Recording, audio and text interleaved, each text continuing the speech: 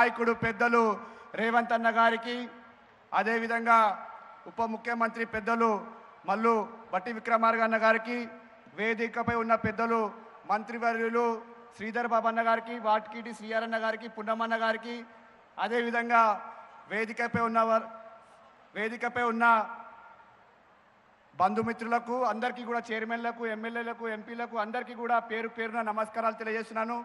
ఈరోజు మన తెలంగాణ రాష్ట్రంలో మర్చిపోని రోజు.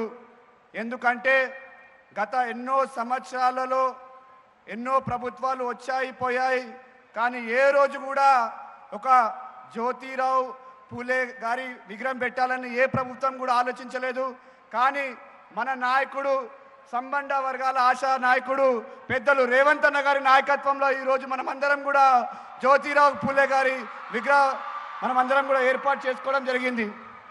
ఈరోజు మనందరికీ తెలుసు, గత పాలకులందరూ కూడా కేవలం బీసీల గురించి మాట్లాడారు.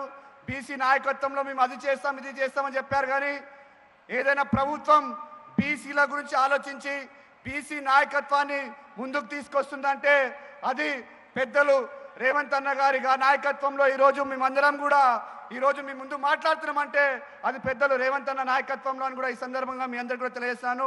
అంతేకాదు, భారతదేశంలో ఏ రాష్ట్రంలో కూడా కులగణన జరగలేదు. అది మన రాష్ట్రంలో కులగణన జరిగిందంటే అది కేవలం మన పెద్దలు రేవంత్ అన్న, అదేవిధంగా పెద్దలు మహేష్ అన్న గారి నాయకత్వంలో కులగణన జరిగిందనే విషయాన్ని కూడా ఈ వేదిక నుంచి మీ అందరికీ కూడా తెలియజేస్తున్నాను. ఈరోజు నేను పార్లమెంట్కి వెళ్ళినప్పుడల్లా కూడా, ఎప్పుడు వెళ్ళినా కూడా నాకు ఇతర పార్లమెంట్ సభ్యులందరూ కూడా కేవలం ఒకే ఒక మాట మాట్లాడుతుంటారు. మీ రాష్ట్రంలో కులగణన జరిగిందంటే నిజంగా కూడా మీ రాష్ట్రంలో ఉన్న నాయకత్వం నిజంగా చాలా పెద్ద పని చేసిందని కూడా చాలా మంది చెప్పడం జరుగుతారు.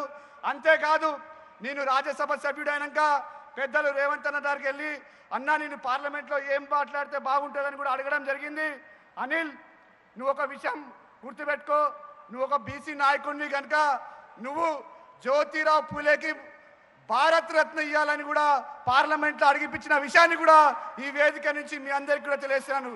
చాలామంది నాయకులు వస్తారు, చాలామంది నాయకులు వచ్చి నాయకుల క్రెడిట్ తీసుకోవాలని చూస్తారు. కానీ మన నాయకులు పెద్దలు రేవంత్ అన్న గారు ఎప్పుడు కూడా ఏ నాయకుడు క్రెడిట్ తీసుకోడు. ఎవరైనా కష్టపడితే ఆ కష్టాన్ని నిజంగా కూడా గుర్తించి ఆ కష్టపడే నాయకుడికి ఏదో ఒక పదవి ఇస్తారని కూడా ఈ వేదిక నుంచి మీ అందరికీ కూడా చెప్పడం జరుగుతుంది. మరొకసారి నాకు ఈ అవకాశం ఇచ్చిన పెద్దలు దానం నాగేంద్ర గారికి కృతజ్ఞతలు తెలుస్తున్నాను. Thank you.